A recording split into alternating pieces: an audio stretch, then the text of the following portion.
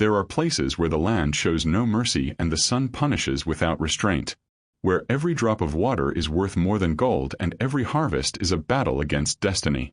This is the story of Rose, a young woman whose entire life was mapped out by other people's hands, whose heart was bargained like livestock, and whose future was sold to save the land her family had worked for generations. In a region where drought had turned fields into deserts and hopes into dust, William, a small rancher on the edge of ruin, made the most painful decision of his life: to promise his only daughter to the son of the most powerful man in the region in exchange for water for his dying land. But when Rose met Thomas, a humble farmhand who worked from sunrise to sunset in the neighboring fields, she discovered that the heart has reasons that neither tradition nor desperation can silence. What you're about to witness isn't simply a story of forbidden love. It's the heartbreaking testimony of how women of the land face battles that go beyond drought and hunger, of how promises made in times of desperation can change destinies, and of how true love is born precisely where it's least expected.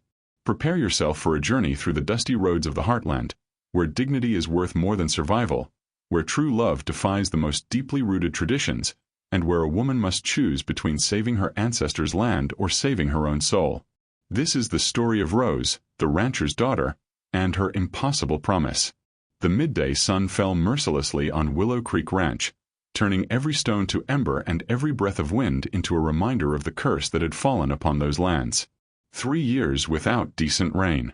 3 years watching the fields crack open, watching cattle die of thirst, watching hopes wither like plants beneath that merciless sky. Rose was 19 with hands calloused from hard work. Since she was a child she'd worked alongside her father in the fields, planting, harvesting, caring for every inch of land as if it were sacred. She wasn't like the daughters of other ranchers who stayed home embroidering and dreaming of dances. Rose knew the smell of wet earth after rain, the weight of a sack of corn, the pain of hands cracked by the sun. Her father, William, had been a prosperous man once. Willow Creek Ranch wasn't the largest in the region, but it had provided enough to live with dignity. He'd had cattle, diverse crops, workers who respected him. But the drought had been relentless. First the harvests died. Then he had to sell the cattle, one by one, until only 2 skinny cows and an old mule remained. The workers left seeking employment elsewhere. And now the land itself seemed dead. Rose, her father, called one afternoon, his voice carrying a weight she'd never heard before. "I need to talk to you." She set down the water bucket she was carrying to the small garden her mother Margaret maintained fiercely, refusing to let the few vegetables that still survived die. She dried her hands on her apron and followed her father to the shade of the porch. William was 52 years old, but the drought had aged him another decade. His weathered skin showed more wrinkles, his back hunched under the invisible weight of desperation, and his eyes, which once shone with pride, now only reflected weariness. "Daughter," he began, unable to look her in the eyes, "you know this land is everything to us. For generations of our family have worked this soil. Your great-grandfather cleared these fields with his own hands. Your grandfather built the house where you were born. I've poured my sweat and blood here. I know, Father." Rose sensed something terrible was coming. "Mr. Harrison came to see me yesterday." Harrison was the most powerful landowner in the entire region, owner of Green Valley Ranch that stretched for miles. He had deep wells, irrigation systems, resources others could only dream of. "He made me a proposal." The silence that followed was heavy as lead. "He has a son, Robert. He's 26 years old, studied back east, going to inherit everything. Mr. Harrison says if you agree to marry Robert, he'll give us access to his water. He'll help us save the land. We could plant again, recover the cattle, survive." Rose felt the ground move beneath her feet. "Father, no. It's our only chance, daughter." For the first time in the conversation, William looked at her directly. His eyes were moist. "If we don't do something soon, we'll lose everything. The bank's going to take the land. We'll end up as hired hands on someone else's ranch. Or worse, we'll have to go to the city and beg for work. This land is all we have, all we are. But Father, I don't know Robert. I've never even seen him. You'll meet him. Mr. Harrison has arranged a dinner for this Saturday. He'll come with his son. You can talk to him, get to know him." What if I don't like him? What if he doesn't like me? William looked away again. Rose, understand. We're not in a position to choose based on preferences. This is about survival, about honor, about keeping alive the memory of our ancestors who sweated on this land. What about my life? My future? Doesn't that count? Your future is here on this land. It always has been. Her father's voice hardened slightly. Don't be selfish, Rose. This isn't just about you. It's about your mother, about me, about this family. Rose stood up, trembling with anger and pain. I'm not livestock to be bargained over, father. Enough. William slammed his fist on the table. It's already decided. I gave my word to Mr. Harrison. Dinner is this Saturday. You'll conduct yourself with respect and seriously consider this opportunity. Rose ran toward the fields, tears blurring her vision. She ran until her lungs burned, until she reached the old oak tree at the edge of the property, the only large tree that still survived, fed by an almost dry spring that bubbled between the rocks. She collapsed to the ground, sobbing. Her entire life she'd worked this land, loved it, dreamed of the day she'd inherit it and make it prosper again. But she never imagined the price would be her freedom, her right to choose her own path. Are you all right?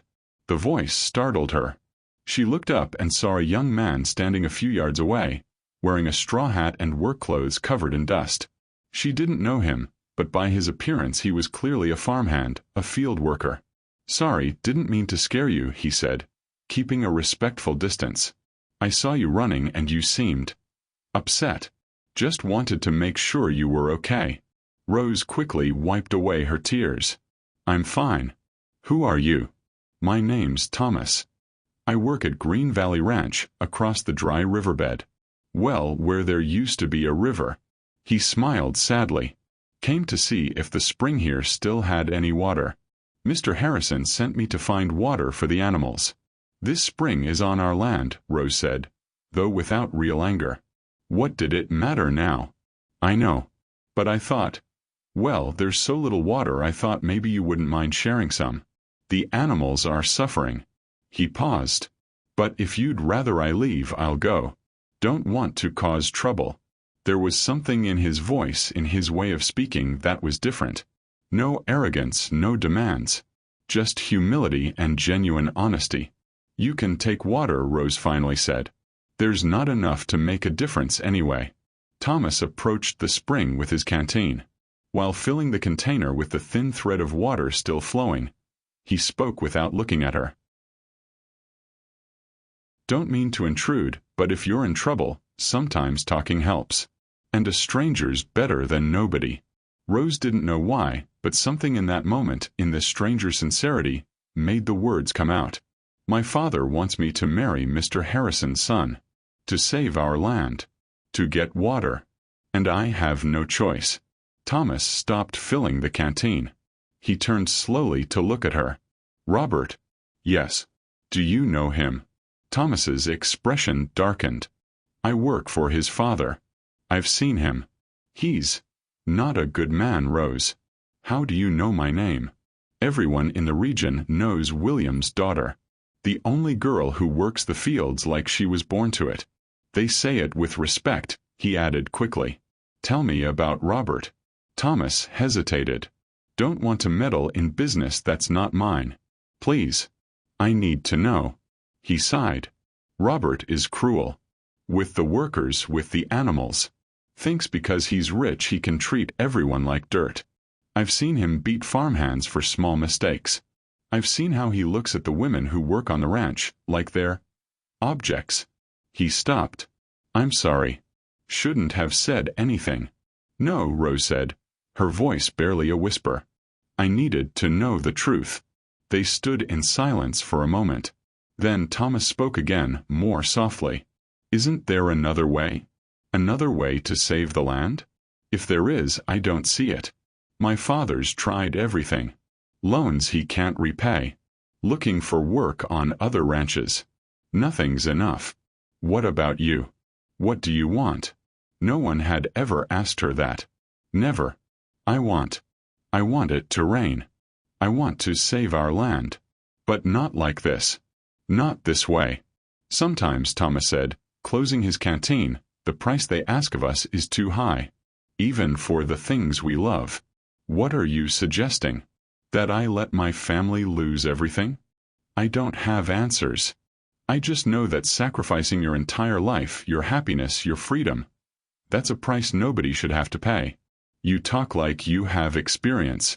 Thomas smiled sadly. My mother married my father because her family was desperate. He wasn't cruel like Robert, but he didn't love her either. And she spent her whole life working, suffering, without a single day of true joy. Before she died, she made me promise I'd never marry out of obligation. That I'd wait until I found true love, or not marry at all. And have you found it? True love. Thomas looked at her directly for the first time. His eyes were dark but warm, honest. No, not yet. But I have hope. Something passed between them in that moment. A spark, a connection. Rose felt it in her chest, a warmth that had nothing to do with the merciless sun. I should go, she said, standing up abruptly. My mother will wonder where I am. Of course. Thanks for the water. Rose started to walk away, but stopped. Thomas, do you come here often? For the water. Almost every day. The ranch spring is drying up too. Then, maybe we'll see each other again. I'd like that. Rose walked back to the house with turbulent thoughts. She'd known Thomas for barely a few minutes, but something about him had touched something in her. His honesty, his kindness, the way he'd looked at her as if her words truly mattered. And now, in just 5 days, she'd meet Robert, the man she was supposed to spend the rest of her life with. The following days, Rose found excuses to go to the old oak tree. There was always work to do near the spring, she'd say. Plants to check on, the small flow of water to monitor. And every day Thomas was there. At first they talked about simple things. The relentless weather, the lost harvests, memories of better times when the land gave abundant fruits. But gradually, the conversations deepened. Thomas told her about his life as a migrant farmhand, working from ranch to ranch since he was 12 years old. With no land of his own, no family except memories of a mother who died too young and a father who never knew the meaning of the word love. But I have dreams, he told her one day, sitting in the shade of the oak. Someday I'll have my own plot. Don't need much. Just enough to plant to raise some animals. To live with dignity from the work of my hands. Do you think it's possible? Rose asked. In these times, when even ranchers are losing everything, it has to be possible. Because if we stop dreaming, Rose, if we stop believing we can be more than what circumstances tell us, then we're already dead even though we're still breathing. Rose had never known anyone who talked like this. Her father was practical, realistic to the point of hopelessness. But Thomas, who had nothing, who slept in a room shared with 10 other farmhands, who ate what he was given and worked until his back ached, still had hope. Tell me about the land you dream of, she asked him. And Thomas painted a picture with words. A small plot beside a river that never dried up. Fields of corn and beans.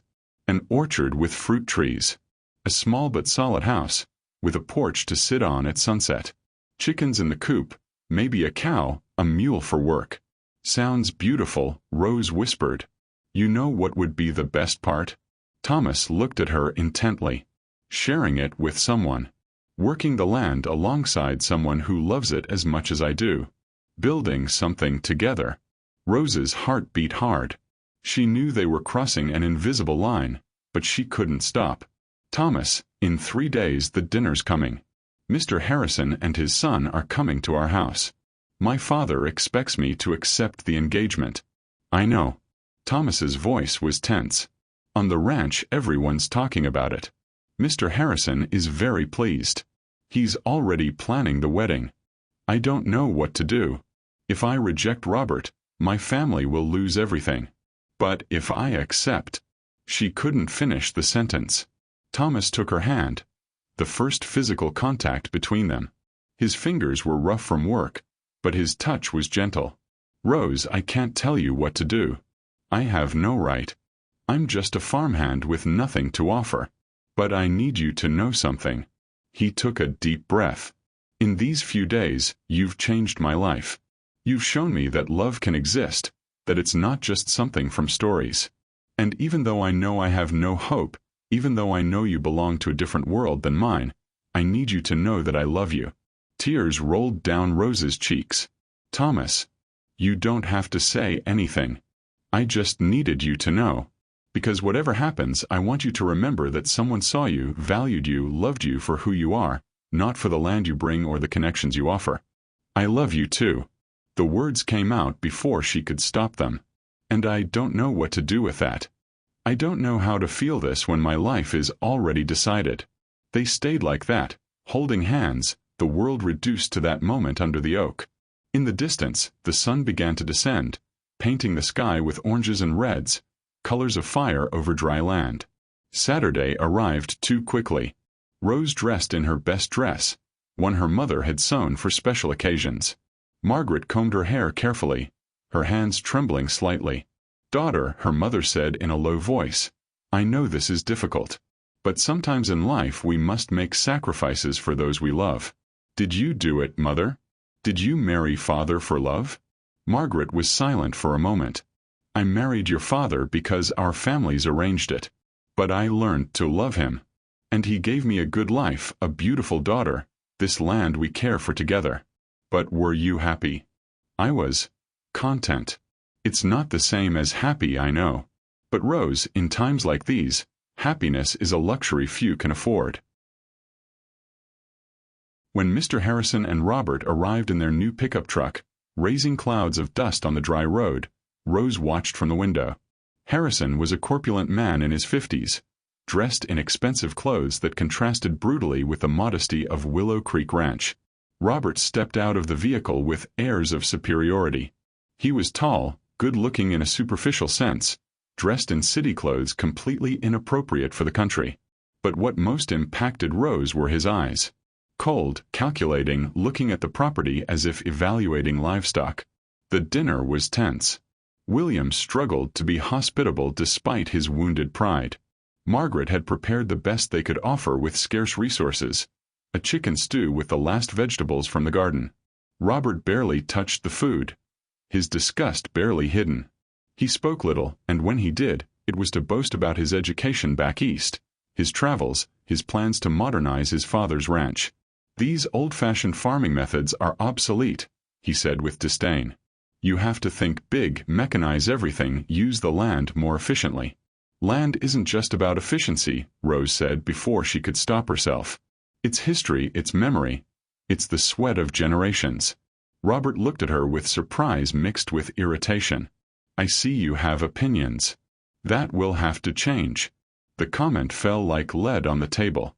Harrison rushed to intervene. "My son simply means that a wife should focus on the home, not on business concerns." "Rose has worked this land her entire life," William said with a flash of paternal pride. "She knows every inch, every season, every challenge." "Exactly the problem," Robert responded. "A woman in the field like a farmhand. In my house, my wife will have her proper place. Inside the house, caring for the home and eventually the children." Rose felt nauseous. Was this the man she was supposed to spend her life with? This man who saw her as a possession to be tamed? After dinner, Harrison and William retired to discuss business matters, leaving Robert and Rose alone on the porch, with Margaret as a discreet chaperone at the door. "So," Robert said, lighting a cigarette without asking permission, "I suppose we should get to know each other. Though it's not really necessary. Our fathers have already reached an agreement. Don't you care to know who I am? What I think, what I feel?" Robert let out a short laugh.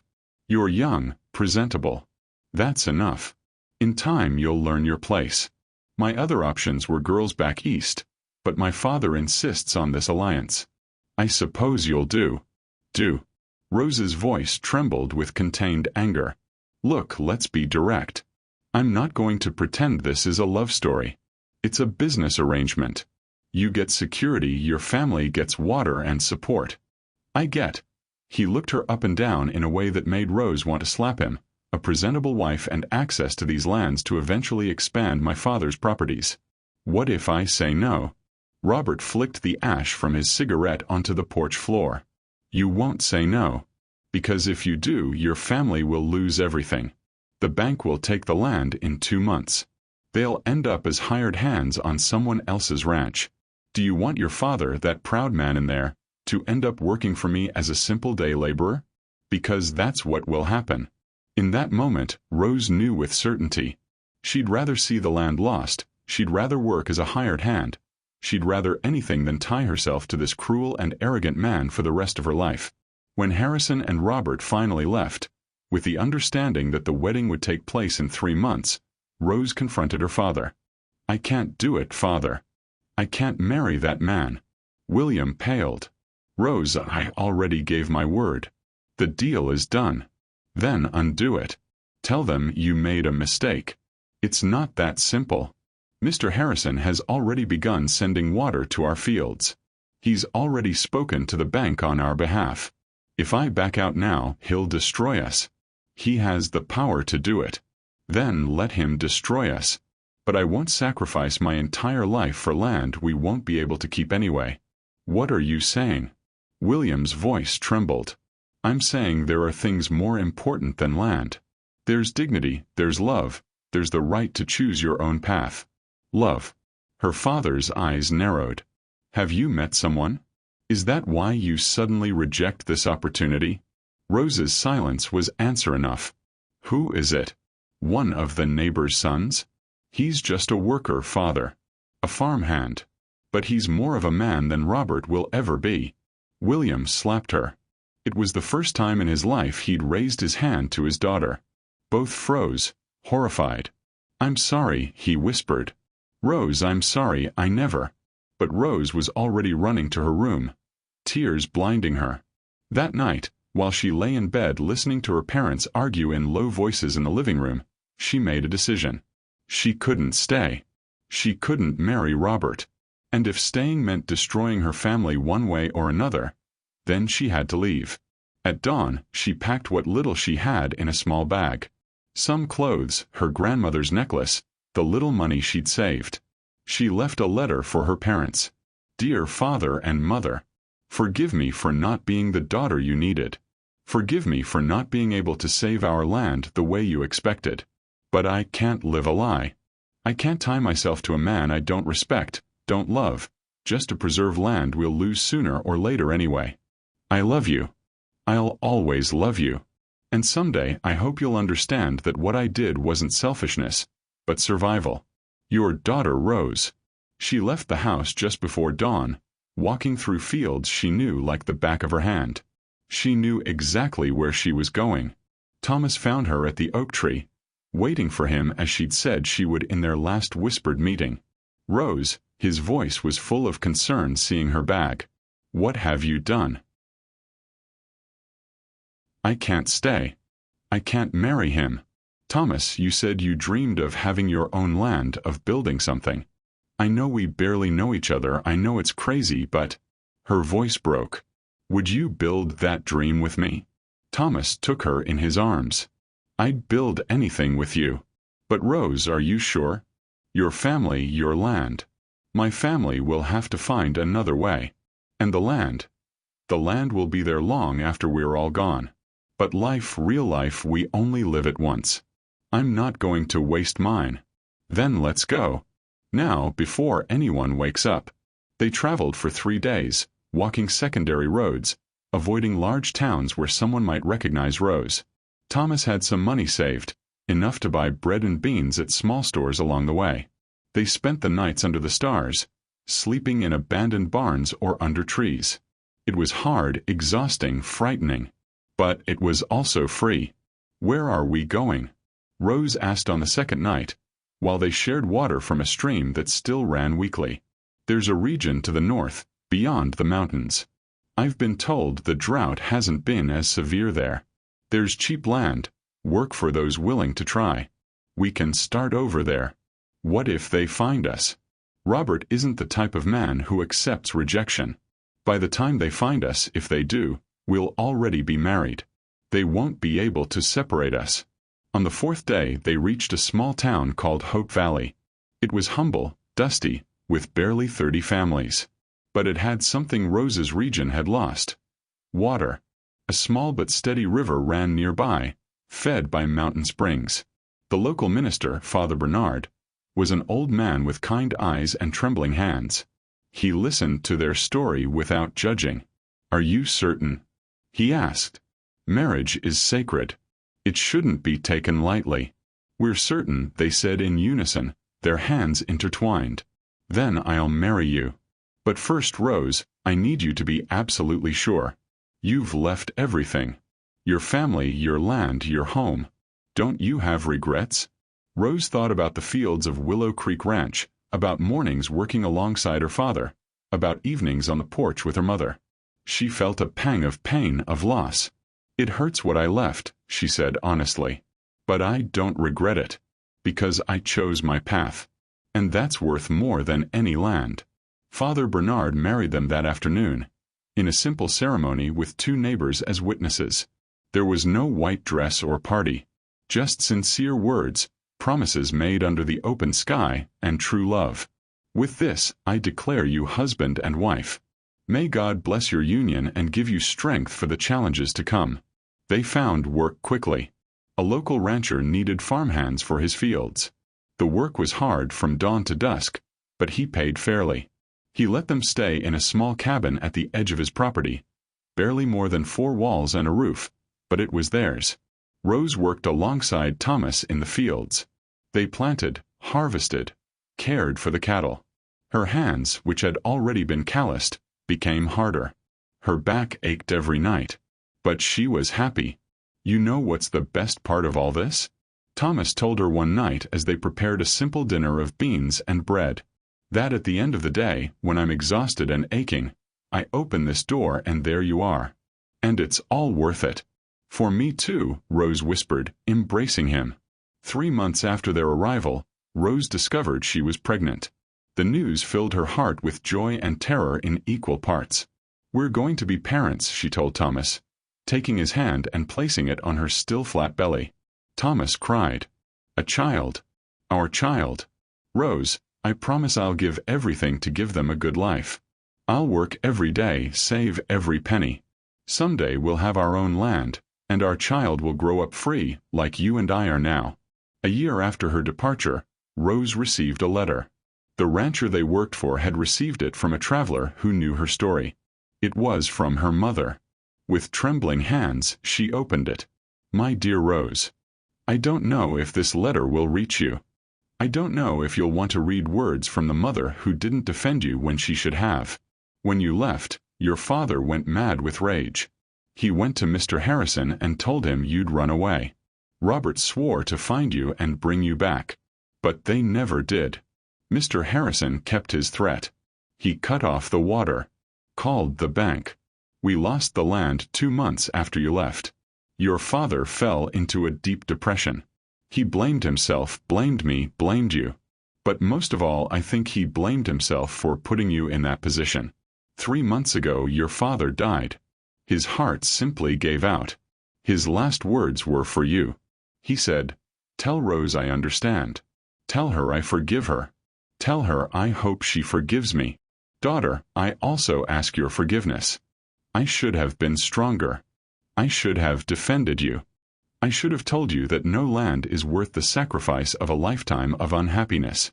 Now I live with my sister in town. I work cleaning houses. It's humble, but it's honest. And I've learned something. Your father was right about one thing. The land will be there long after we're all gone. But life, real life with dignity and love that we only live once. If you ever want to see me, I'll be here. Not as the mother who failed to protect you, but as a woman who finally understands what it means to be brave. I love you, daughter. I've always loved you. Your mother, Margaret." Rose cried for hours, held by Thomas.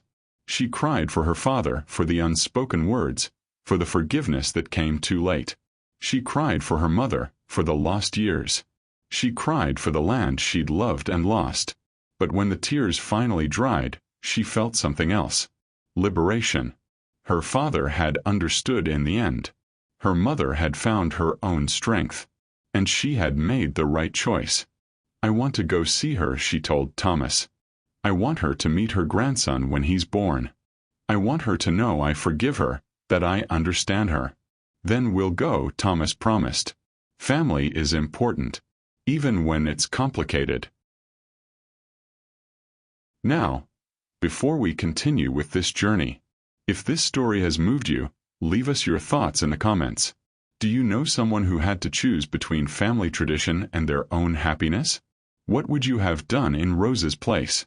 Don't forget to hit the like button if you find this content valuable. Subscribe to our channel so you don't miss more emotional stories like this one, and turn on the notification bell. Your support allows us to continue sharing stories that celebrate the courage of country people and the strength of the human spirit.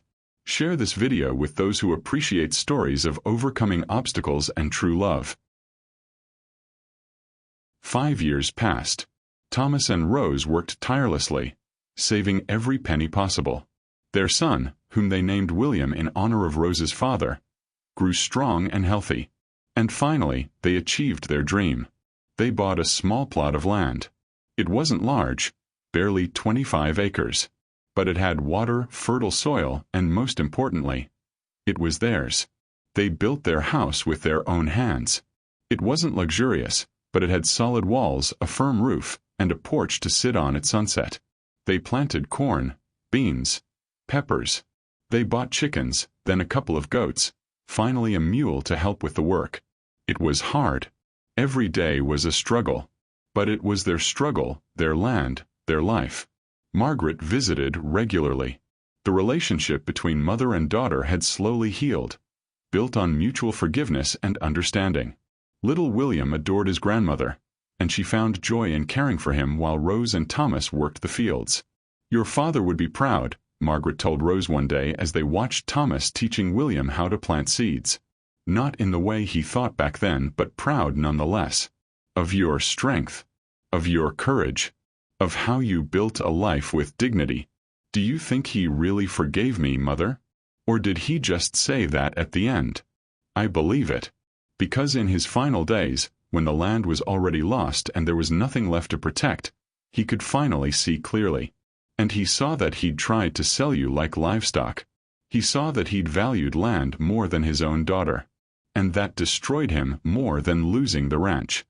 I don't want you to think I didn't value the land, Mother. I loved it. I still love it. I know, daughter. But you learned something your father took a lifetime to understand. Land is important, yes. But people are more important. Love is more important. Freedom is more important."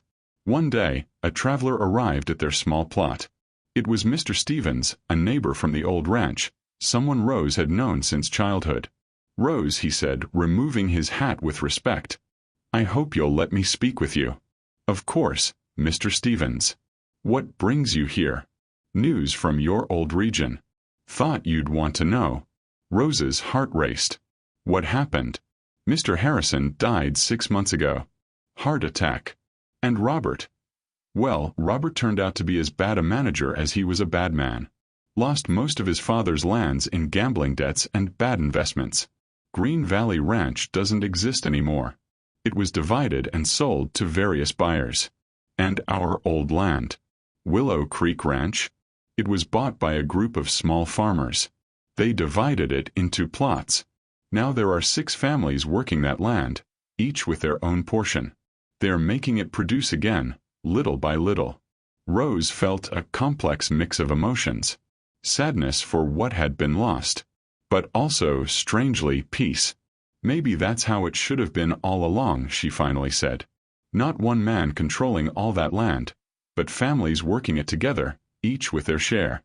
"I thought the same thing," Mr. Stevens said. "And Rose, I wanted to tell you something else. When we learned your story, when we understood why you left, many of us felt ashamed. Because we all knew what kind of man Robert was. But nobody said anything. We all thought it was your family's business. I don't blame you, Mr. Stevens. Maybe you should. But I want you to know that your courage inspired others. There are 2 girls in the region who rejected arranged marriages last year. Their families, remembering your story, supported them. Things are changing slowly." After Mr. Stevens left, Rose sat on the porch with Thomas, watching the sun set over their fields. "Do you regret anything?" Thomas asked. "I regret the pain I caused. I regret that my father died before we could talk. But do I regret leaving? No. Not for a second. We built something good here, didn't we?" Rose looked around. The small house they'd raised with their hands. The fields they'd planted together. Little William playing on the porch. The chickens clucking in the coop. Everything modest, everything earned with sweat and effort. We built something more than good, Thomas. We built something true. Something ours. And that's worth more than any large ranch. That night, while William slept and the stars shone over their small plot, Rose wrote in her journal, "I learned that true wealth isn't measured in acres of land or heads of cattle. It's measured in the freedom to choose your path. In the love you build with someone who sees you as an equal. In the honest work of your hands. In the dreams you fulfill through effort and perseverance. My father wanted to save the land at any cost. But in the end, the land was lost anyway. What would have been saved if I'd agreed to marry Robert would have been only a temporary illusion. Instead, I saved something more valuable. I saved my dignity. I saved my right to choose. I saved my capacity to love freely. And from those seeds of courage, this life grew. Modest, yes. Difficult, of course. But mine. Ours. And that makes it perfect." Rose's story teaches us that land is important, but people are worth more. That true love doesn't bargain or control. That courage isn't the absence of fear, but acting despite it. And that sometimes, to save what's most valuable, we must have the courage to let go of what we thought was irreplaceable.